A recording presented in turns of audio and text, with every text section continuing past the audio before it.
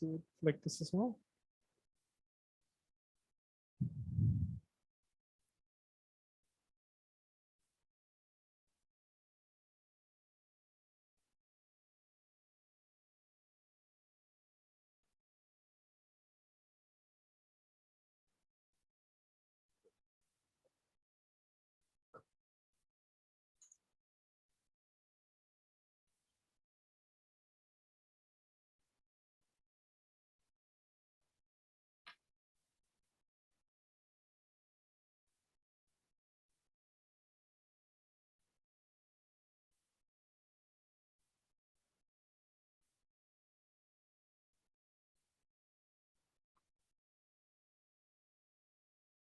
Chair is there.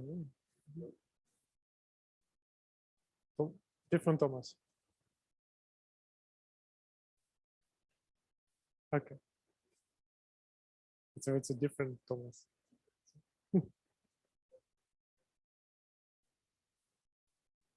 Yeah.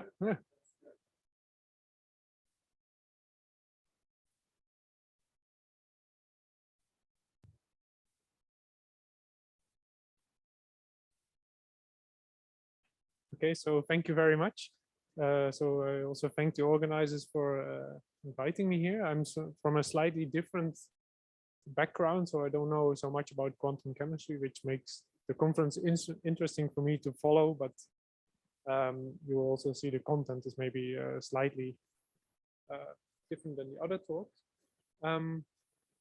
So what we do have in common, I guess, is the idea of quantum simulation, right? So where you try to study maybe some complicated molecule or some complicated material, which you cannot do on your classical computer or not so well. And maybe an alternative is to build in the laboratory quantum system that sort of mimics the system under study. So this idea from Feynman, right, that you have one quantum system to simulate another. There's many different platforms. So we've all heard already a lot about superconducting circuits. And I guess for many people, if you say qubits, they automatically think about superconductors, but there are actually more hardware platforms out there. So when I come actually from an atomic physics background, so I'd like to also just take you on a small tour of these hardware platforms, just to sort of as a flavor of what's out there beyond superconducting qubits.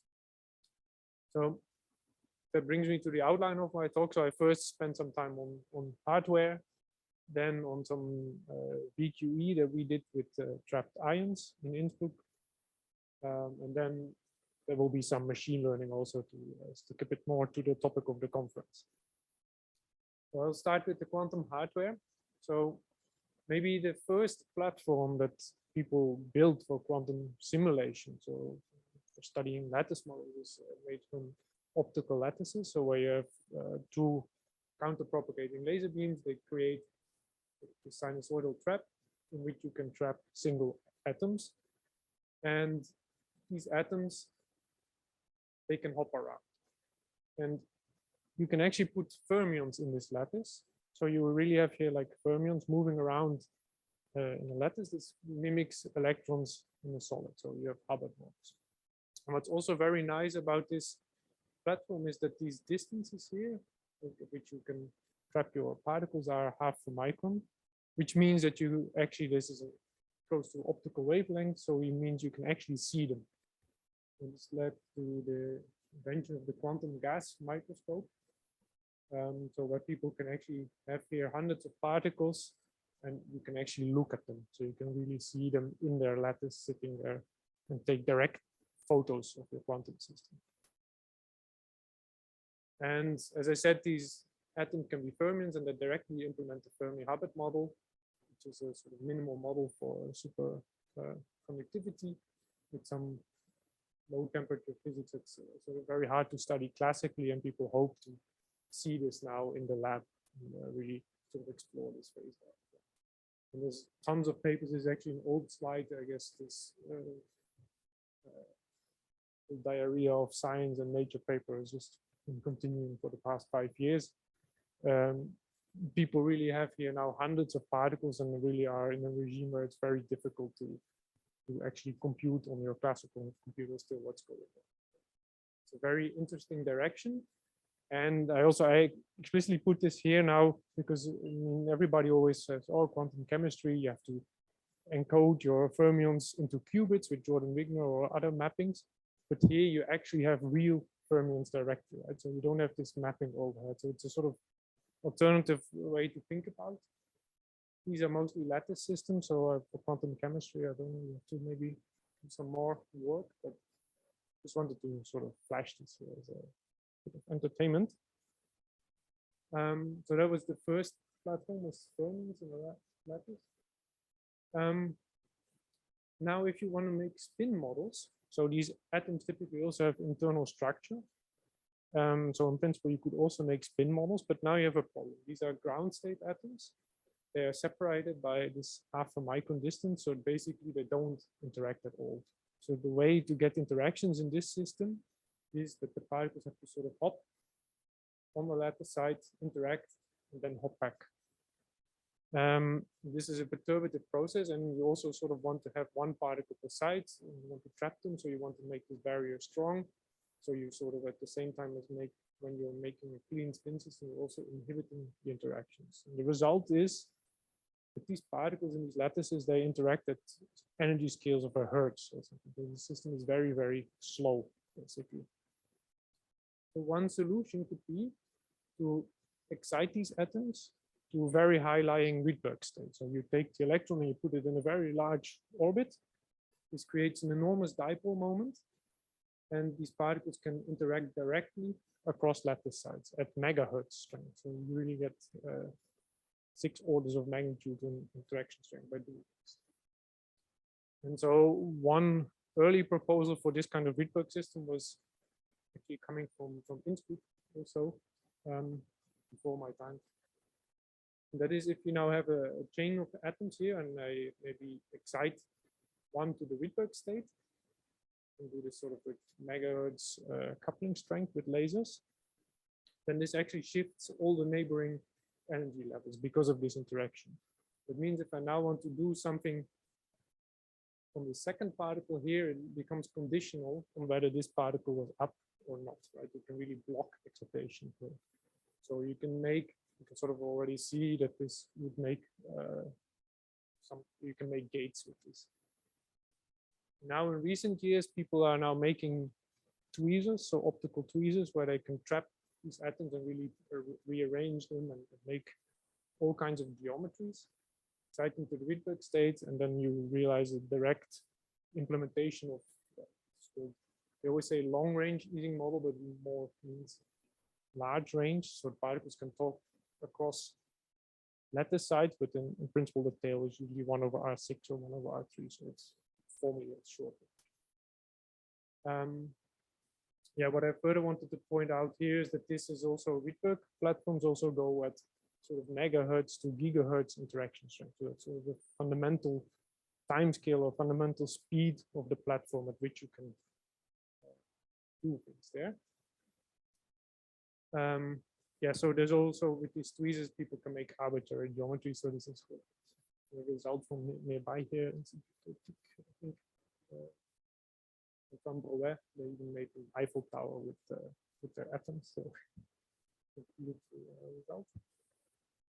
It's the second platform that I wanted to sort of show the Rydbergs. Then finally, we have trapped ion. So that's what we specialize in Innsbruck, amongst other things.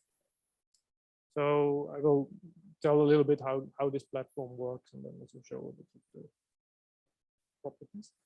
So let's first start with a single ion in a trap. Right, so this is a quantum particle. So in principle, you have really like this trap is harmonic. You have here different motional states for this ion.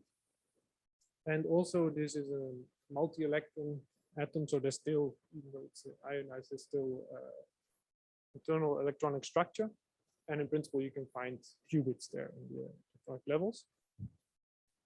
And we can, with lasers, again, we can sort of make transitions here and couple these levels and do single particle gates.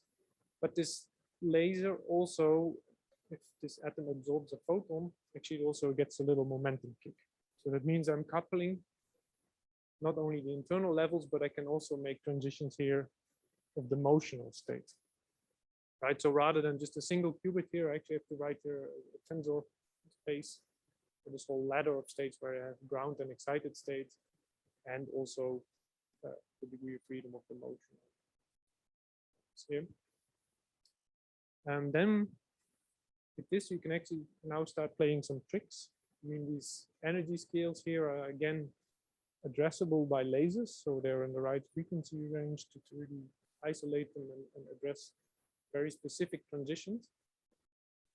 And we can now, for instance, have here a transition that only works if there was, if we have a motional quantum.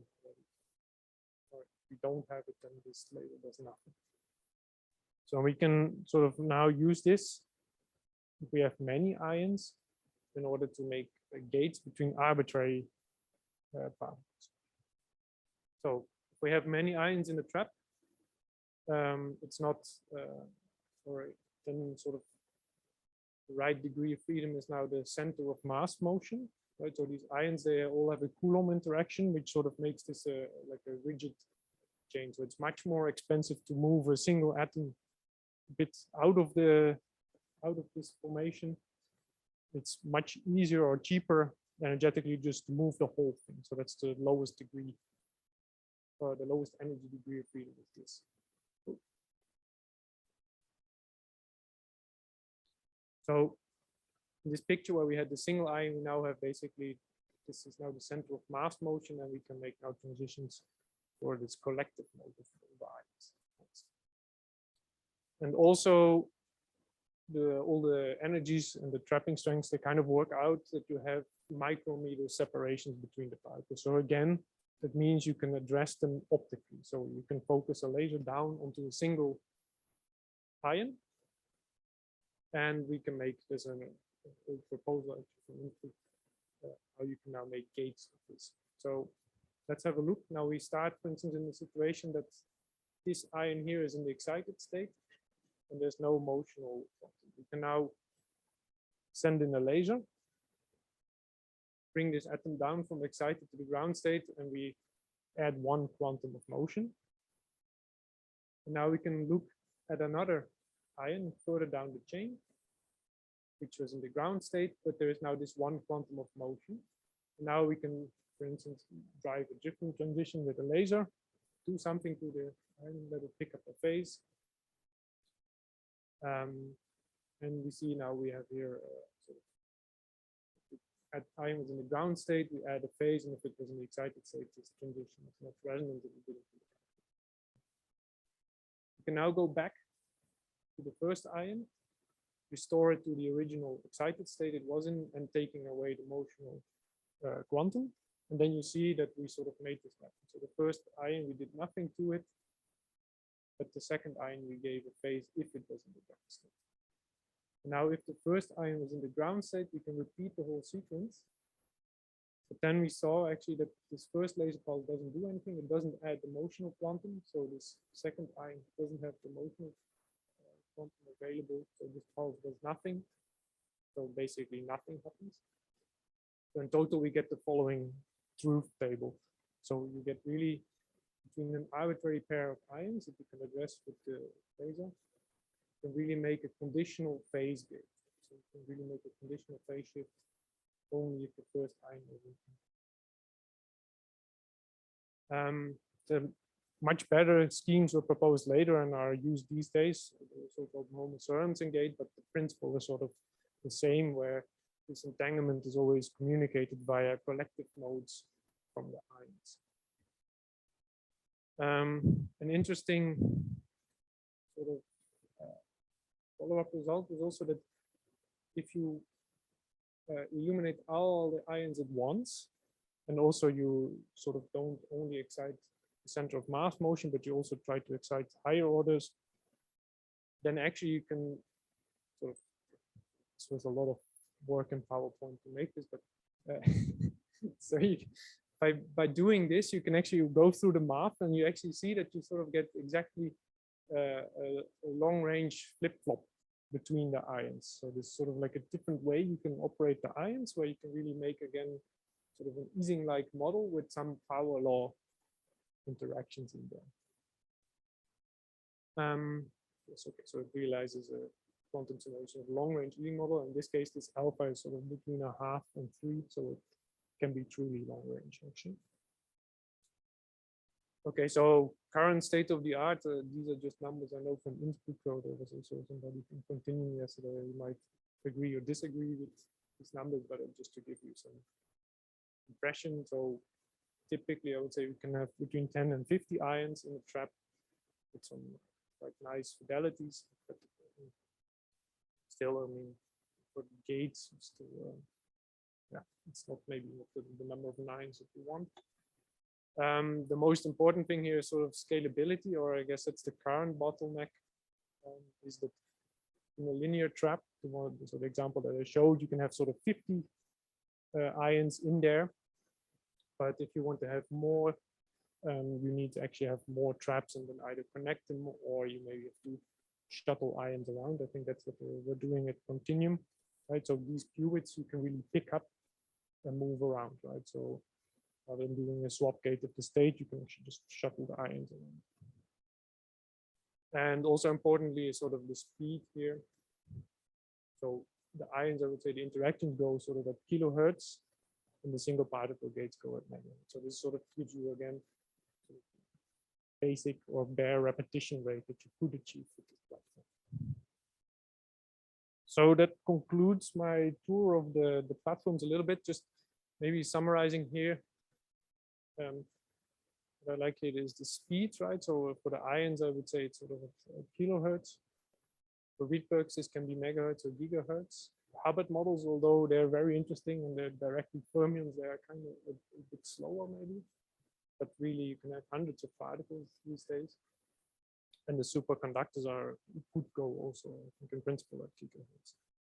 So the reason I say this is, right, because my next topic will be a bit of VQE, where you always have to do a lot of experiments. And this is just to sort of give you a base estimate of like how many experiments could you actually do per hour or per day. I would say some of these numbers are pretty high, right? So actually, yes, and measurement is expensive to do on a quantum device. On the other hand, also they're getting quite expensive. Okay, so now I will just show some results that we did in Innsbruck. Some VQE we did with 20 ions. It's actually some time ago, but it's still nice and shows sort of the principle, right?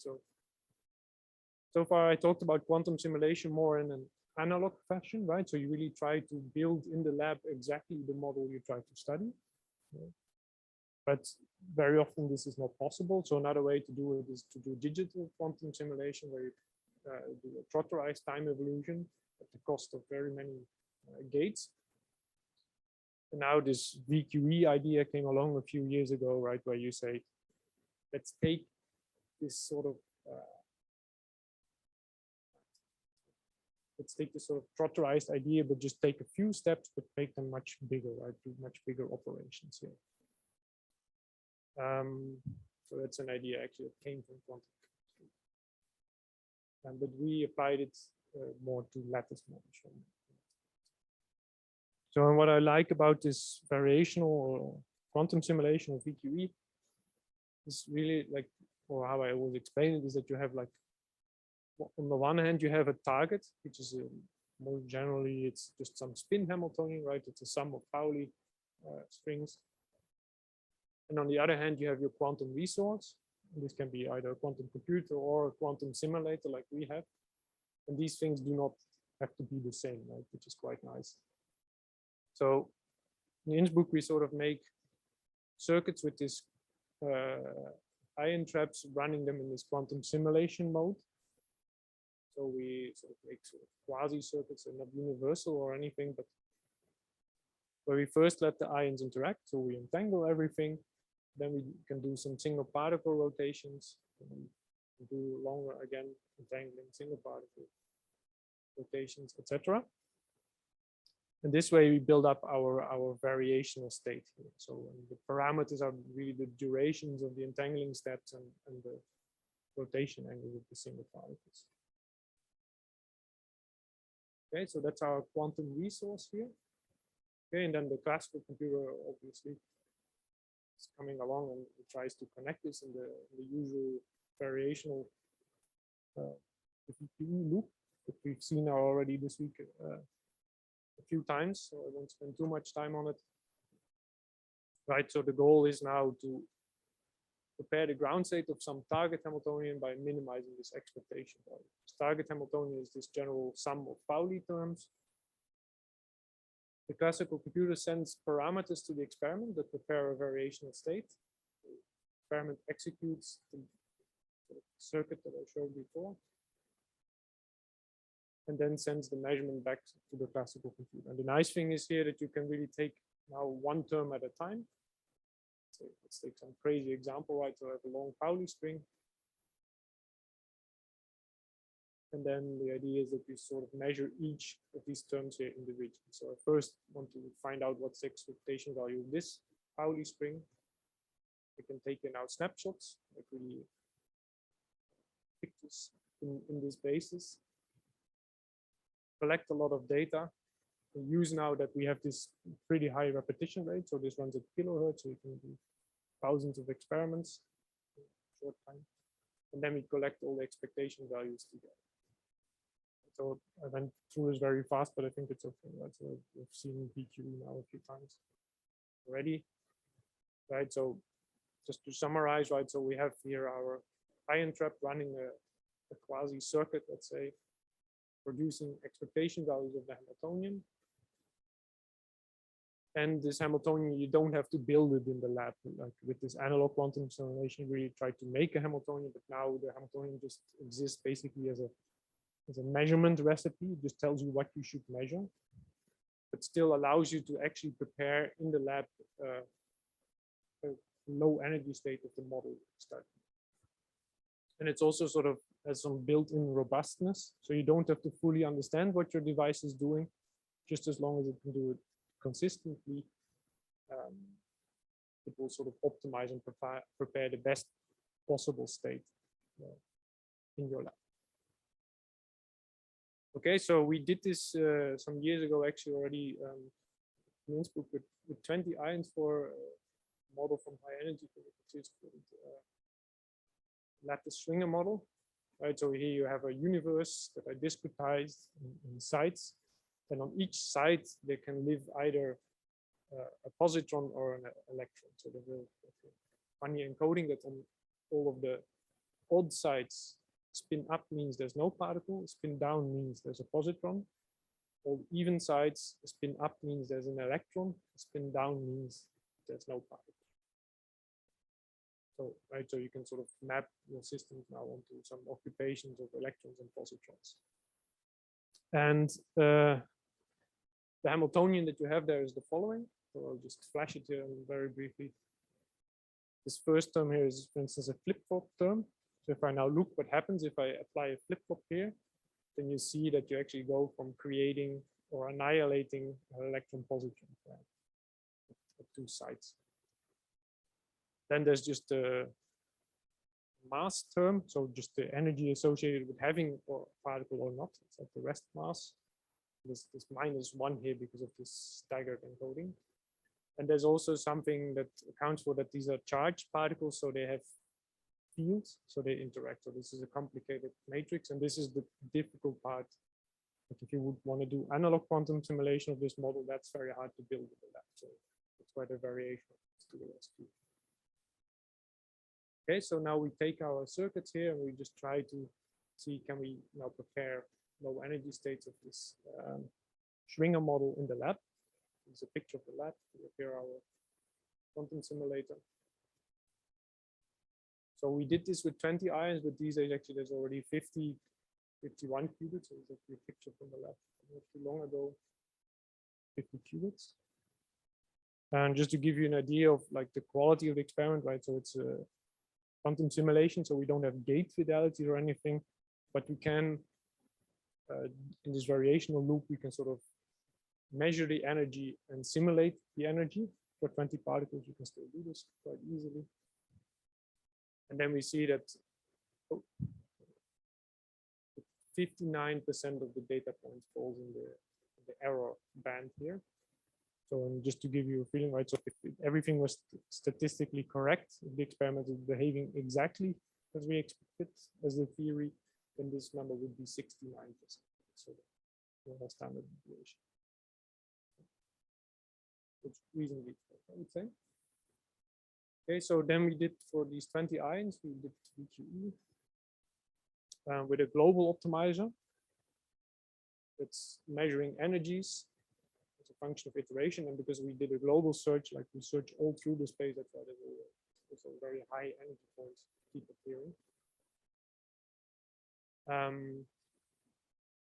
The thing to note here is that all these points also have error bars, right? So we have a quantum device which just produces snapshots, and we have always a lot of projection on. So this is a very noisy optimization procedure because all the points have big error bars. But still, we went. So I think this is about 30 shots per point per measurement basis. For the Schwinger model, we had to measure in 3 bases, so let's say 90 shots per point, 1,000 iterations. And this brought us pretty close to the ground state. And also, so the VQE for us, it's also nowadays really a workhorse. So one of the nice things is that you really prepare the state in the lab. You have it available on your quantum device, right? So it's there, and you can do further studies of it. It's also mentioned this morning 3 times. But so one of the things we studied is that there is, for instance, in the Schwinger model, there's a phase transition, sort of a bit of an artificial one. It's as a function of the mass. So if you have a very big mass of the particles, it's very expensive to have particles. So if the mass is big, you expect an empty universe, but you can also make mass very small or negative even. And then it's sort of very favorable to have a lot of particles, and you have a very full universe. So in between, there's a phase transition in there, which you could study by preparing the states and then measuring some order product. And also, we were able then to measure sort of the entanglement of this system. So at the far ends, it's all the time a product state, but in the middle, it becomes more entangled, and we could actually measure this entanglement with some randomized measurement protocol, which is similar to the shadows. So, and you could really see the entanglement peaking at the transition.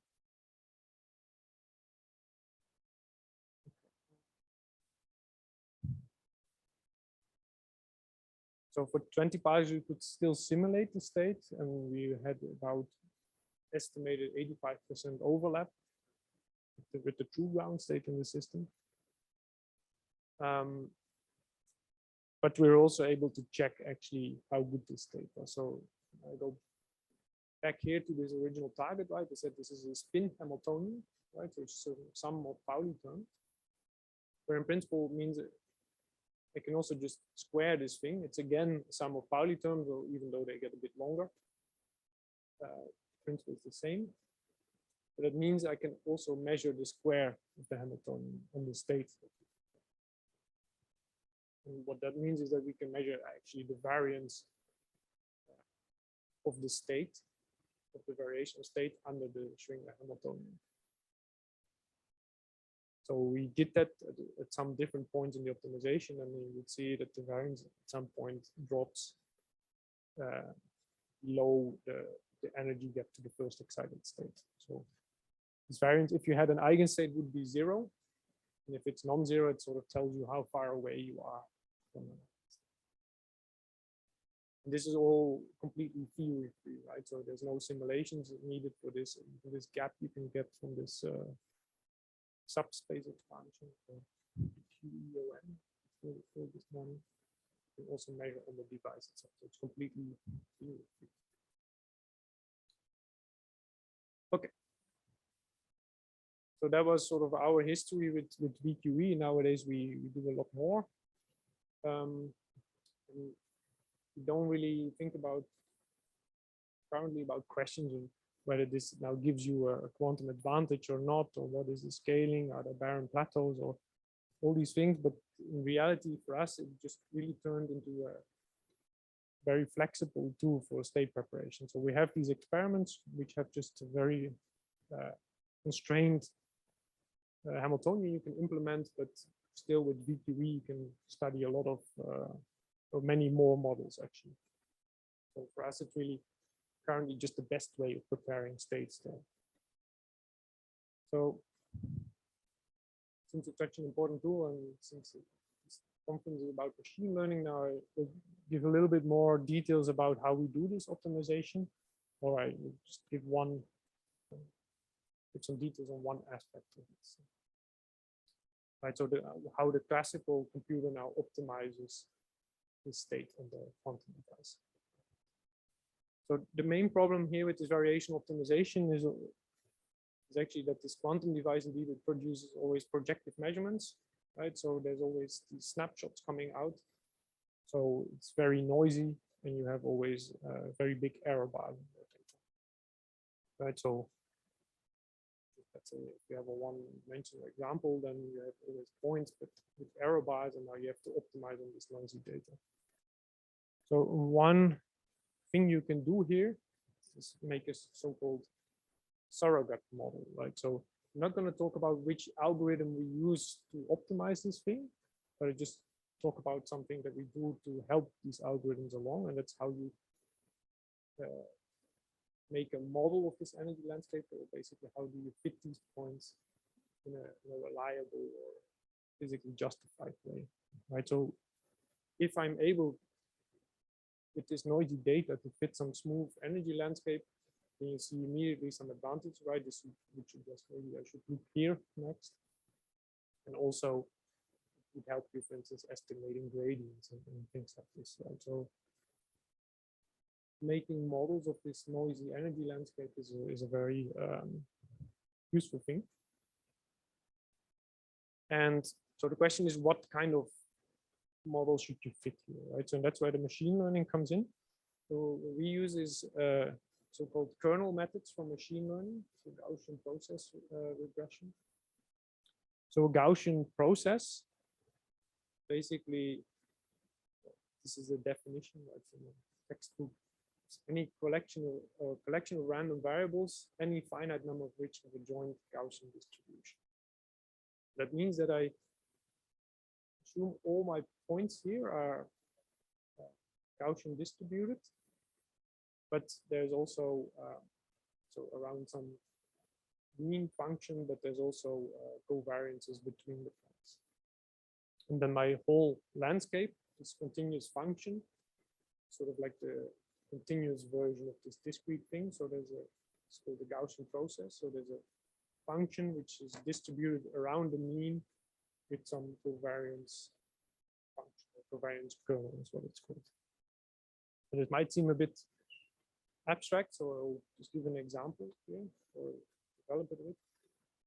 So let's say this is here our parameter space X. So these are our parameters. Here's our function. So, and I'm going to say this function Y here is distributed with this Gaussian process. So what I plot here is sort of my expectation for Y, the probability that my function takes on the value Y as a function of the parameter here.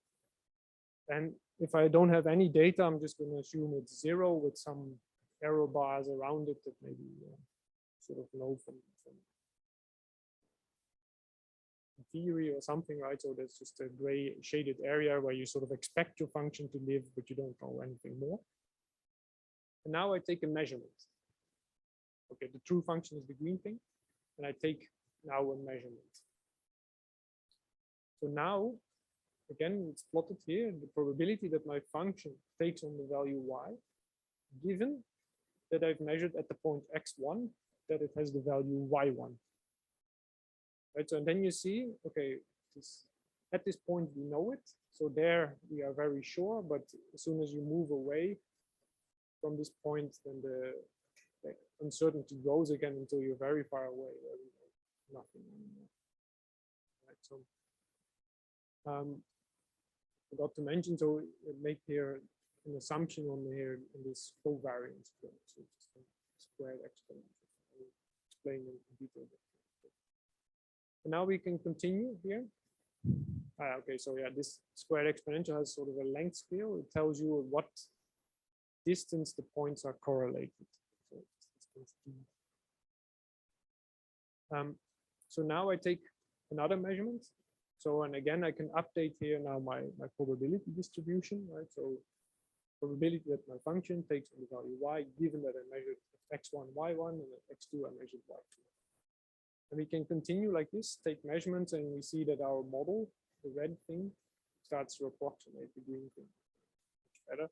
And where it's wrong, actually, also tells you it's uncertain about it. Okay, so this length scale d, like I said, it's sort of like the correlation length, like at what distances do you expect the points to be correlated. Right, so if I make this much smaller, then you see the uncertainty goes much quicker, and this thing goes back to its zero value again. And if I make it much bigger, then your model becomes much stiffer, right? So it can't make sharp curves anymore, and it, in this case, seems to be actually much better.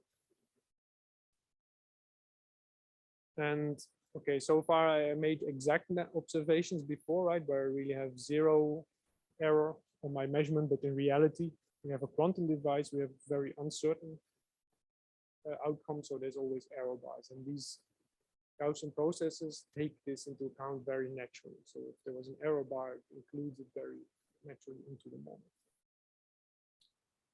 Okay, so that's what we use to fit the cost function landscape in our variational optimization algorithm, right? To somehow magically modeling everything as random variables.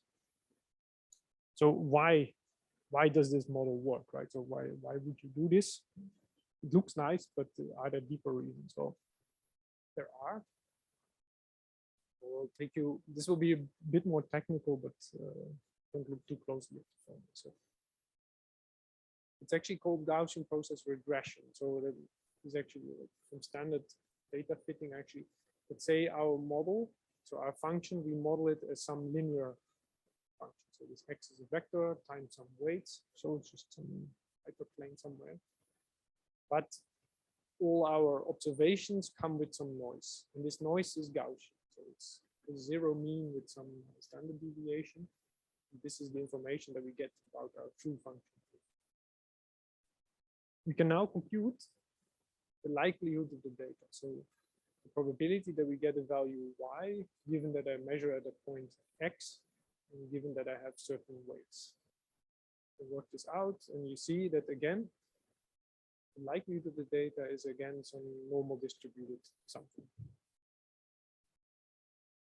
We also will assume that our weights of this function, so the things that I'm trying to determine that I'm fitting, I have some prior knowledge about it. I expect them to be also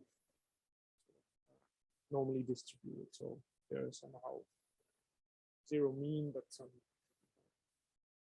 variance around it. We can insert these things now and compute. After I've taken some data, I can actually make a posterior distribution of these weights, right? Just by Bayes' rule. So the probability that my weights have certain values, given that I measured at the point x, the value is y. Compute this. It's Bayes' rule. So again, don't look too closely at this formula, but what matters is that this is again, this posterior is again normal distributed. So there's some mean that you can calculate. There's some variance there. Now we can also, given that we know the posterior distribution of the weights that we're fitting, we can also now look at predictions at some test point x star. Namely, we can sort of then look at what the probability of the value of the function takes on the value f of x star at the point x star, the probability of that value given that we're looking at x star with some weights times the probability that these are the actual weights. It's again some conditional stuff. You can work it out again, and you see again this thing is Gaussian. So that means now our function here So the probability that our function takes on some value y at the point x star is exactly this Gaussian process. So it's exactly this Gaussian joint distribution. Okay, and this was all possible because we made assumptions that the noise was Gaussian. Then everything else here also turned out to be Gaussian, and our model was linear. So that in these calculations.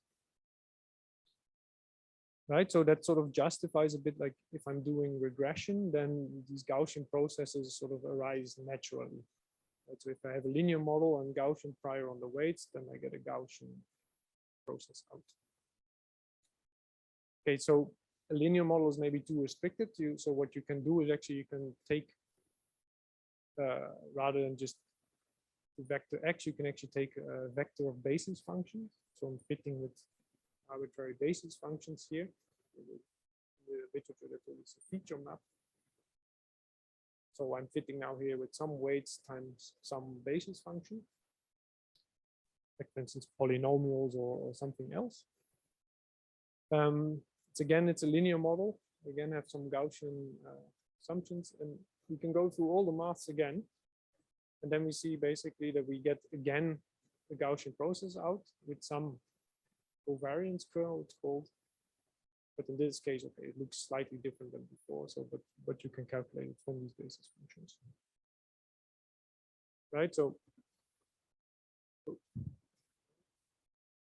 when we have a linear model and some Gaussian prior on the weights and some Gaussian noise, out comes Gaussian process. That's again sort of the bottom line. Right? So you don't have to understand all the math, but just thing here is what matters. So that our function is sort of distributed Gaussian around some mean with some covariance kernel. So before I just postulated the kernel here, right? So I just took this sort of exponentially decaying thing that if the points are far apart, they're uncorrelated. If they're closer, they are strongly correlated. You can actually work backwards from there and figure out that what were the basis functions then here that I was actually doing regression with in this case. But it turns out it's just exponentials centered at some point. And then there's infinitely many of them, and so if you approximate your function as a sum of these guys. Okay, so just to summarize here, right? So we use Gaussian processes to model the input-output relation in VQS. So I have parameters and I get cost function values out, and we can fit these with Gaussian processes. And they sort of come about naturally from having fitting a linear model. And we can do slightly better actually here. So before I just had this exponential kernel in there, but we know a bit more about our system because it's a quantum system, and we know sort of what kind of circuits and gates we're doing, and we can actually have better kernels here. So I look at the clock. Still have some minutes. Right, so we look now at the cost function in VQE. Right, so there's some initial state, there's some circuit that we apply, there's a Hamiltonian. These values are what we try to model. Now let's look at if our circuit is just a simple Pauli gate. So it's just that I apply for some duration theta here. Then you can work out this unitary actually, right? And you can express it again as sum of cosine times the identity minus the sine times the Pauli gate.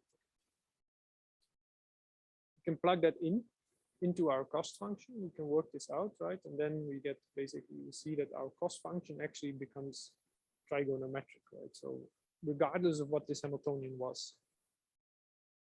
for this simple circuit here, right? Which is just a simple Pauli gate, you see that this is really like the expectation value of the Hamiltonian in the initial state times cosine squared plus some commutator cosine times sine and some other operator.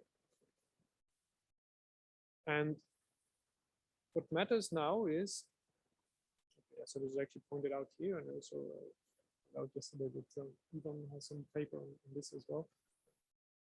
But what matters here now, if we look at this thing, that's exactly what we were doing before, right? It's a linear regression. So I have some weights, which is unknown, patient value times some basis function, right? So another weight here, which is the commutator times another basis function, again, weight times basis. Right, so that's exactly this format that we had before when we were doing regression and where we encountered the Gaussian processes. But now we have explicit forms of the basis function. So that means that for this Gaussian process, we can now explicitly construct a very suitable kernel that's really tailored to this quantum problem. Okay, so this was a single Pauli gate, but this thing actually works also if you have a whole circuit here of multiple gates. Then all these things kind of generalize. So what I like about this is now we have here our, so this is an example optimization just with some algorithm. What I like about doing it like this, fitting the cost function with this kind of kernel is really like if I now have data here, so I took some noisy data, right? I have some fit here. Because of this oscillatory behavior, actually all the points increments all the other points. So not just the nearby points, but also far away. So what you see exactly happening here is that the algorithm took a point here at this point. So it improved our estimate there, but actually we also, if we look now in this area, we'll go back, you see that actually there it also got better, right? So also in these other regions, that this far away point was able to influence their our predictions and make it better. So now, so we can run this optimization further, and then we see, okay, quite quickly it figures out where the true minimum was. Okay, so these kind of things are sort of now built into our algorithms that we run on the quantum device. Like I said, it's more PQE for us is really a workhorse, something that we use to prepare interesting states, and these are sort of like deep down in these algorithms and so sort of this kind of stuff is hidden there. Yeah, like I said, it's a variational algorithm, one of the themes in our group, and it's a whole series of papers where all these algorithms are appearing again, and all this machine learning stuff is sort of built in and just doing quietly its job of preparing good states. So one thing you can do with VQE is, like I showed before, is you can target ground state of something, but we're also looking, for instance, this is a recent paper that came out this year, where we actually prepare states for metrology. So you want to maybe measure the phase in your experiment, and you can actually use quantum entanglement there to make better estimates of the space for measuring some field in a Ramsey experiment. But now we make basically not just standard Ramsey, but we can actually prepare now variational states in the lab that are sort of more sensitive to the thing I'm trying to measure. And that's what we did there in an experiment. Just to give you a bit of a flavor of what more you can do with variational optimization. Okay, so that brings me to the end of my talk. Time now. Okay, so I talked about different quantum hardware, in particular about the ions and VQE that we did with these ions. Right, and sort of that VQE for us is like a workhorse to prepare states. It's sort of really currently is the best way we know how to prepare states for in this. And there's a bit of outlook things. What we're doing currently is an older paper that we had last year, studying entanglement in the trapped ions systems, and we do that now with 51 ions. We're studying sort of structure of entanglement and this long change of ions. Right? So, and it's all enabled by this kind of type method. So we prepare the states and then look at what kind of physics can we see there. Okay, so some slides about this entanglement that I want to do it. Oh, yes, I wanted to go to this slide, sorry. So that wraps up my talk. I just wanted to point out, of course, all this stuff I showed here is done with a lot of people, mainly in the group of treated solar, and also in very close collaboration with groups of Rainer Blatt, Christian Rose, Thomas Mons, who are having the actual trapped ion experiments. With that, I want to thank you for your attention.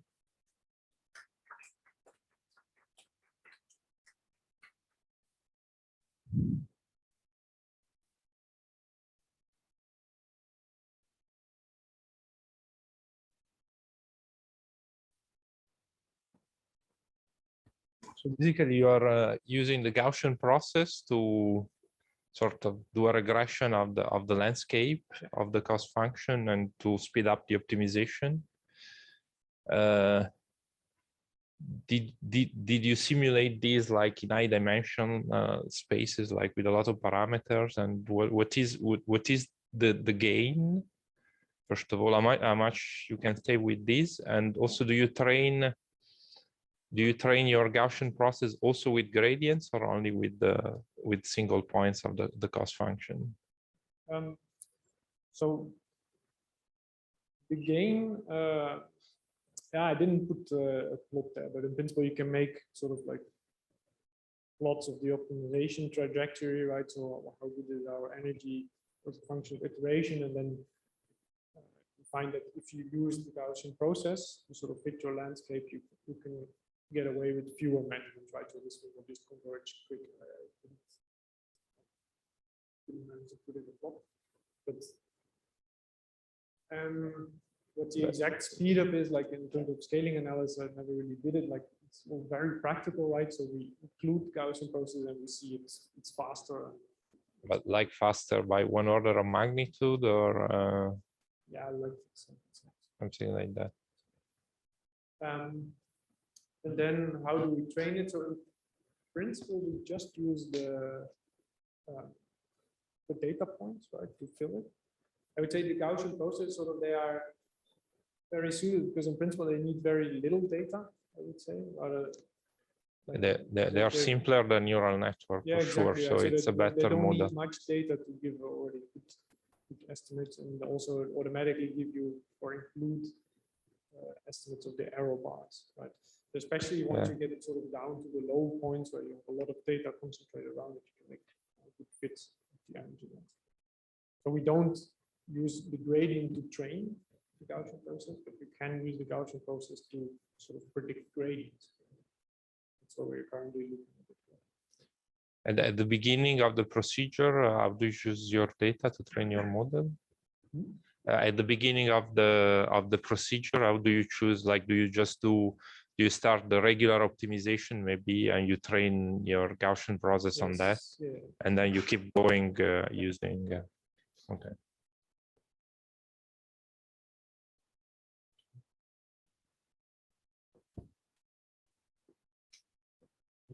Yes, on your note, you did use a flexible tool for state preparation. But by definition, VQE gives you the ground state, ideally, right? But you must have another target then, right? You don't want the lowest energy state, but you still want VQE to do something for you, right? So what exactly does it prepare for you then? I would say, okay, so it doesn't prepare, especially like 51 ions, you don't prepare the ground state. You just prepare low energy states. But since you are minimizing, I mean, here we are really still minimizing the energy. So just like if you run this for a while for a given circuit ansatz, right? So it just prepares the lowest energy state possible with that circuit and that device for you, right? So, but it's not, I mean, for 51 ions, the overlap with the ground state is so large, but if you just plot the spectrum of energies, right? And then in 51 state, you're still, even then, you're still living in the very low end, right? So type of physics we study on these lattice models, like it's not like quantum chemistry, right, where you want this chemical accuracy, but we just want to see what's the low energy physics, right? So the states that we prepare there allow us to see still sort of the physics that we're interested in. So, okay, this, I didn't explain this plot, but this is sort of the entanglement structure, like the red squares are measured in the experiment, and the blue lines are sort of predictions from the conformal field. So that's some theories, that give you predictions for low energy physics, actually for the ground state, but we still see stuff really happening in the experiment with the states that we prepared. Okay, so the trick that you say is that for the low energy physics, you don't actually need the ground state, you just need a low energy state. Yes. So BQE still needs to get you close enough to to a low energy. Yeah, exactly. Oh, okay, thanks. And in some other cases, so this one here is like it's metrology, so that's a really different cost function, right? So it's not an energy you're minimizing, but for instance, you can maximize spin speed or something like this, right? And then optimizing that.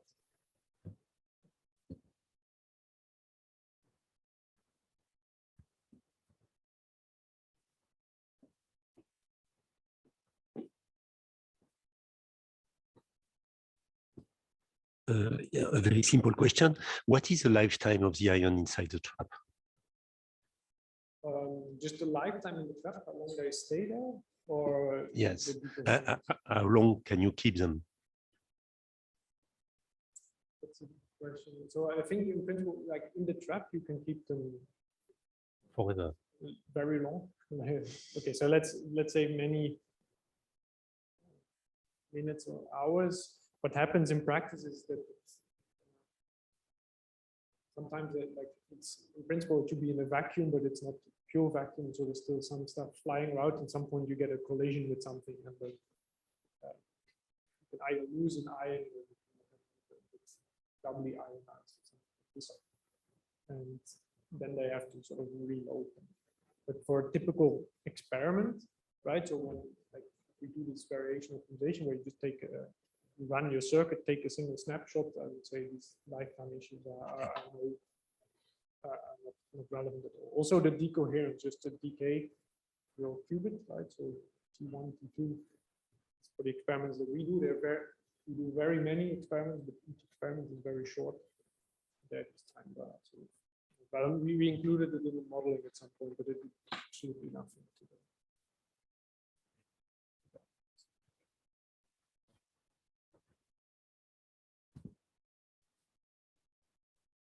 Any other question? Okay, if not, let's thank Rick again. And so now it's lunchtime and we'll reconvene at 2 p.m. And I think tickets it's the same as yesterday. Yeah, the tickets are on the, where you have the coffee and the small basket.